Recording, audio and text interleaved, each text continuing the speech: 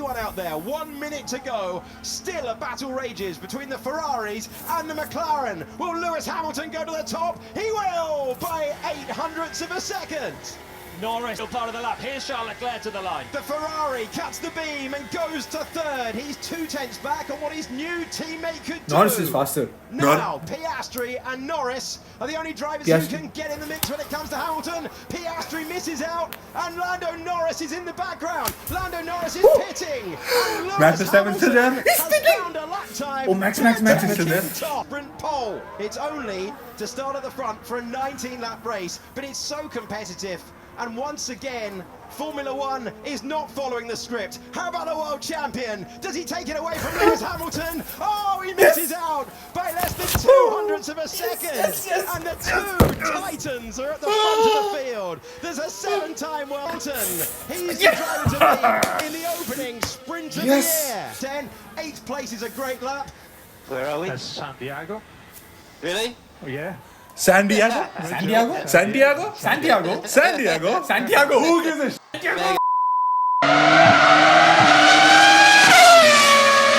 So how do we even start? What are we saying? I'm sorry, I'm in red. I can't speak.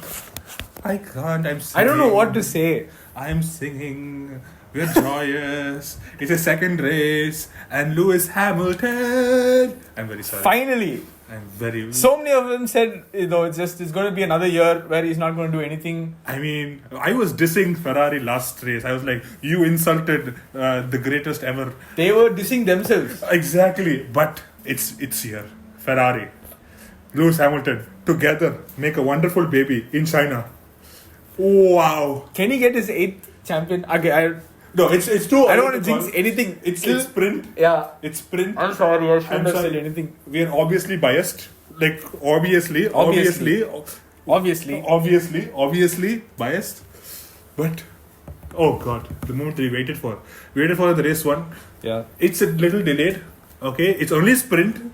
Yeah, it's only sprint, but still. The whiff of a Ferrari and a Lewis Hamilton together. I don't think even Ferrari believed it. Like even Lewis Hamilton, when he said, he was laughing. He was laughing. He was like, yeah, we're excited. Like goosebumps, excited when we watched it live. Oh my God, yeah. Let's get into it, shall we? Yeah, let's get into it. Still we rise. So, did we expect it? No. I don't think any of us expected it. I don't think even they expected something like this would happen, especially what happened after Australia. Everyone was like, okay, McLaren, dominance, which they were. In FP1, okay, Norris was on top. Yeah, he was on top. Yeah, Piastri was so good. Which is why I'm very confused. Everyone's confused. And then even in sprint quali, right? Hamilton was the fastest in SQ1.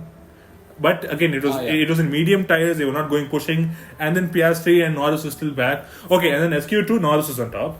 So everyone like, okay, it's Norris. It's going to be Norris. It's probably going to be Norris or Piastri P1. Everyone, like even before SQ1, everyone was like, it's going to be McLaren. Which one they said? I was like, it's either going to be Max or Norris. That's what I was thinking. Like even Max, I was like, okay, P3, P2. Yeah, but he always pulls something out. Exactly, because he's a world champion. He's a world champion, right? But then, like even with Ferrari, I guess that it will be Leclerc because he's more comfortable with the car, and he's been with the system long enough with Ferrari. I thought, okay, it's Leclerc out of the blue. I mean, we did see what happened. I think was it FP1 or was it sprint quali? One of the sprint quali. I'm very sorry, I forgot. It's when they swapped the cars. I think it was. It was SQ1. It was SQ1, I think so. Because they wanted Lewis to have the. Yeah, because I think there was something wrong with Leclerc on turn 2 and turn 3. As in, apparently, that's what he said in the end of during his race reaction. He said that he did the same mistake last year, and then he continued the same this year. So I think it was turn 2, turn 3. So, but yes. Ferrari was told swap the cars. I mean, Leclerc was told swap the cars because Hamilton was faster. Yeah, meaning that he had to go. He had the priority, but still, who cares? So there is no number 1, number 2 driver at Ferrari. Yes, it's good. Yeah, it's a McLaren formula, but still, it's good. It's also bad. But right now it's good because then the cars aren't as close as we thought they would be. Because McLaren, both of the McLarens are pretty close. So it's a for us Tifosi when the season opener we were so depressed, we were sad, and then we see now so you know what? It's a roller coaster for us, man. Yeah. Already. Last episode we were like so sad. So This sad. episode we are elated. What is going to happen tomorrow? We don't know. We And don't with care. that would be another episode. Exactly, but we are happy now. We're Yeah. on the high. Hopefully, we're on the high for a long time. But yeah, the McLaren we expected, and then Max. Okay, as we said, he's a champion driver. Yeah. He won the race last year. He was there. He was good. He was still good.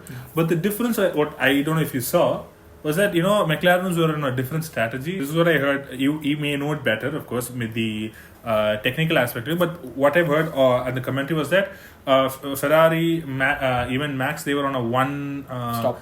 Not one stop. I mean, as in like a one lap strategy, meaning that they only pushed for one lap at the end. Meaning that if there was any yellow flag and red flag, the session would have been gone and they wouldn't have put in their final laps.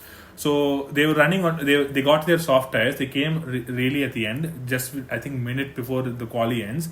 They did the out lap and they started pushing, right? And then if they ran out, they were not probably qualifying, but they did. But McLaren came a bit earlier, a lap earlier. They did 2 push laps, and then people are saying that maybe a reason why they did not. They probably botched their tires. So you may explain that a bit. I mean, Yeah, there are 2 aspects. It's not just the tires; it's also the fuel. So if they are going to be putting in 2 push laps, that means they are going to be heavier on fuel. Okay. But if you're absolutely sure you're doing 1 push lap, then you're going to be lighter on fuel. Correct. Right. So if you're lighter on fuel, it means you're going to be faster. And of course, you're going to have fresher tires. Correct.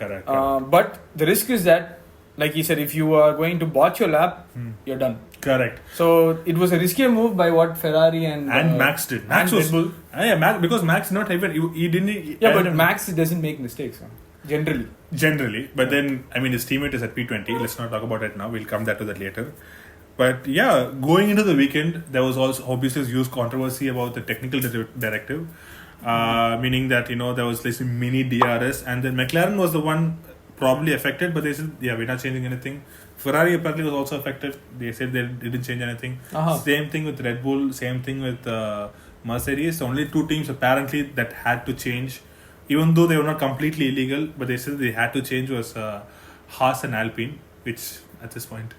Well, what he is talking about is he's talking about the slit in between the flap of the DRS and the wing. Right, there is a gap in between the flap and the wing itself, and that gap is supposed to be a certain millimeter. It's supposed to be a certain gap, but then they told them to close it a little more. Correct. And but usually it happens in the mid season, meaning that around Spain, which is the 9th or 10th race. But then they said that no, do it now, immediately. Okay. Yeah, so that was a drama that we had. So we had what? Hamilton P1, Max Verstappen 18,000th of a second behind him, almost close. 18th. Oh, okay. You're saying okay. Yeah, so Max Verstappen, and then we had Piastri. I think for him it was like a redemption race after losing out. But yeah, he was also good. He was I think he was 200ths off the pace. I think He was a 10th. Almost a 10th. Sorry, almost a 10th. He was almost a 10th off, and then we had Leclerc at P4. Oh, he was two tenths off. Yeah, exactly. Leclerc was little off, right? And then you had Russell, just 3/10 off, and then Norris because he botched the lap at the end. Oh yeah, you wanted to talk about that.